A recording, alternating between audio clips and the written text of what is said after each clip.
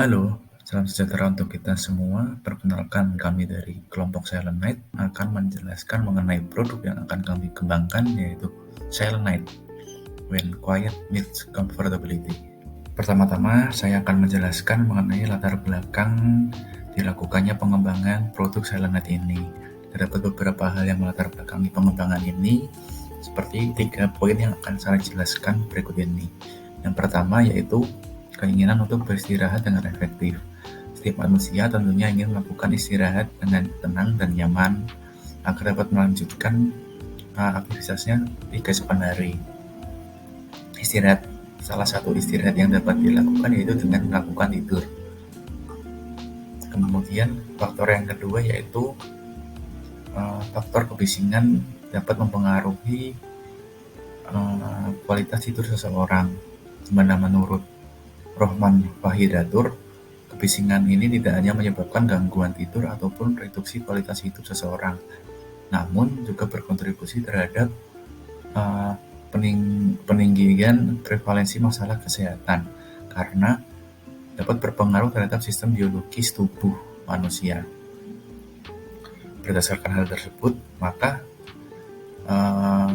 dapat kesimpulan bahwa kebisingan ini dapat mempengaruhi kualitas hidup seseorang. Kemudian faktor yang ketiga yaitu produk ini bertujuan untuk meningkatkan kualitas tidur.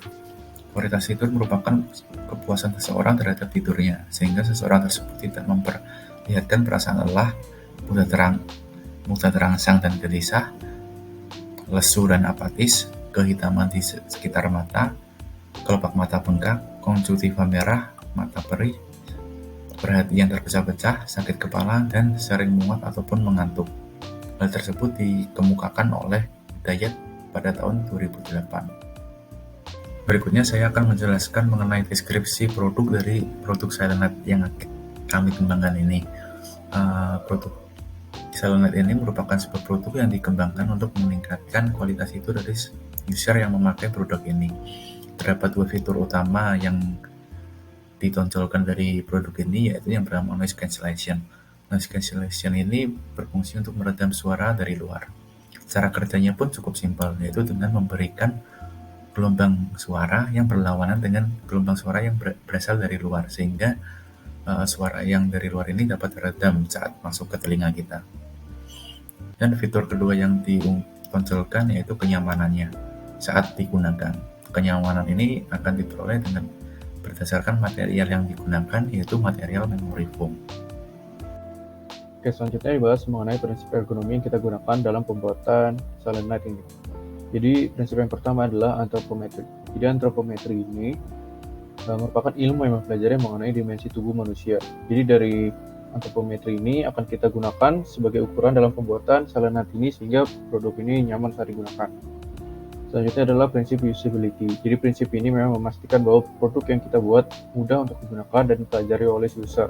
Jadi kedua prinsip ini yang nantinya akan menjadi pedoman kita dalam membuat produk Silent Night ini. Oke, untuk prinsip yang pertama, antropometri.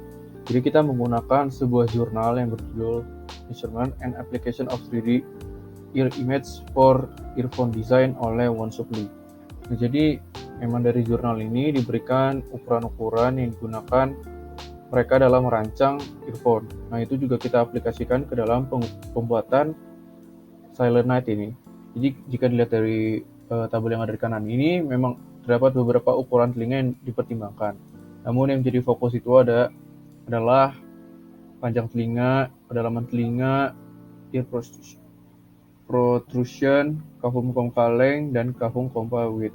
Nah, nanti ini kita gunakan juga dalam pembuatan Silent Night. Selain itu juga dalam pembuatan ini kita mempertimbangkan menggunakan ukuran earphone yang ada di pasaran saat ini. Jadi nggak sepenuhnya kita menggunakan yang ini. Selanjutnya prinsip usability yang kita gunakan itu ada 3. Sebenarnya prinsip usability-nya ada beberapa, cuman yang kita fokuskan cuma ada 3. Itu yang pertama efisiensi. Jadi kita berfokus bahwa saat user menggunakan Silent Night ini tidak memerlukan waktu yang lama untuk mengoperasikan produk ini. Selanjutnya itu effectiveness. Jadi kita ingin bahwa user ini dengan menggunakan Silent Night ini efektif menangkal suara bising yang ada di ruangan. Dan itu yang terakhir ada learnability. Jadi kita ingin user tidak memerlukan waktu yang lama untuk mempelajari penggunaan dari Selenight ini. Jadi ketiga prinsip usability ini kita berfokus agar si antar user dengan sistem ini lebih nyaman. Berikut merupakan metodologi penelitian yang kita gunakan. Jadi metodologi yang kita gunakan ini adalah user-centered design. Jadi user-centered design ini berfokus pada kualitas interaksi antar user dengan sistem. Jadi kita membagi dua user, yaitu ada primary user dan secondary user. Primary user ini kita menentukan itu orang yang bekerja di dekat fasilitas umum seperti bandara, stasiun, ataupun jalan raya. Karena mereka kan merasakan breathing yang lebih intens daripada orang yang secondary user. Secondary user ini kita tetapkan mahasiswa atau pasangan suami istri yang memiliki ruangan tidur yang sharing satu sama lainnya.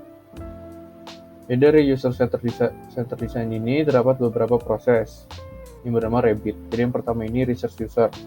Jadi research user ini kita mengumpulkan fenomena-fenomena dari user mengenai produk yang akan dikembangkan nantinya.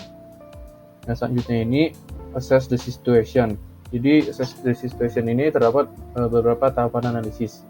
Yang pertama ini fungsional, lingkungan, organisasional, kompetitor, dan material. Selanjutnya balance need. Jadi pada proses ini kita memprioritaskan kebutuhan yang dibutuhkan oleh user dan kemudian memilih dan menyaring kebutuhan tersebut untuk diterapkan dalam produk. Karena kita nggak mungkin kita menerapkan semua keinginan user pada produk kita. Selanjutnya build an operative image. Jadi pada tahapan ini kita membuat sebuah prototype. Prototype yang kita gunakan dalam pembuatan Selenight ini itu berbentuk CAD, physical prototype, dan juga video prototype. Yang terakhir, test the product. Jadi melakukan testing mengenai produk yang sudah dikembangkan. Berikut ini merupakan task list dan skenario yang akan diujikan terhadap 10 responden pada produk Selenight, yang mana terdapat 4 buah task list yang akan diujikan, yaitu mengeluarkan produk Selenight dari packaging, melakukan pengaturan pada produk, membaca manual book dan menyalakan produk, memasangkan produk pada kedua telinga, dan menggunakan produk hingga kembali mematikannya setelah selesai digunakan. Berikut merupakan sistem usability scale atau yang biasa disingkat dengan SUS, yang mana terdapat 8 buah kuesioner yang akan ditanyakan kepada 10 orang responden. Kuesioner ini menggunakan skala Likert dari 1 hingga 5. Skor SUS yang diperoleh yaitu 57,75. Selanjutnya akan dibahas mengenai pengukuran kriteria evaluasi dari produk Selenight. Pengukuran evaluasi ini berupa efisiensi, learnability, dan efektivitas yang dilakukan pengukuran terhadap tingkat kriteria tersebut dari produk setelah digunakan oleh user. Untuk efisiensi, diukur dari total responden yang menyelesaikan tugas dengan waktu yang tidak melebihi waktu penyelesaian maksimum. Dan didapatkan data bahwa efisiensi terendah terdapat pada tugas 3 dan 4 sebesar 70% dan efisiensi terbesar pada tugas 2 sebesar 90%. Baik, setelah melalui beberapa tahapan pengolahan data, akan dilakukan product refinement, di mana di sini akan dilakukan quantitative measure atau mengukur waktu yang diperlukan saat user menggunakan produk. Hasil dari pengukuran yang telah dilakukan, didapat bahwa user menghabiskan waktu yang cukup lama saat mencoba memasangkan produk kepada kedua telinga. Kemudian, product refinement yang kami lakukan untuk mengatasi evaluasi yang sebelumnya telah dilakukan adalah dengan melakukan penambahan huruf yang akan berupa pola timbul atau emboss pada bagian ear tips, di mana pada earbuds atau produk sebagian kanan akan dicantumkan huruf R atau right, dan pada bagian kiri akan dicantumkan huruf L atau left. Selanjutnya, setelah melalui keseluruhan proses penelitian, kami mendapatkan kesimpulan. Terdapat 3 poin dari kesimpulan, di mana yang pertama, kami mengetahui bahwa kebisingan merupakan faktor yang dapat mempengaruhi kualitas tidur seseorang. Lalu, poin kedua adalah, pada pengembangan produk yang kami lakukan, masih terdapat kekurangan.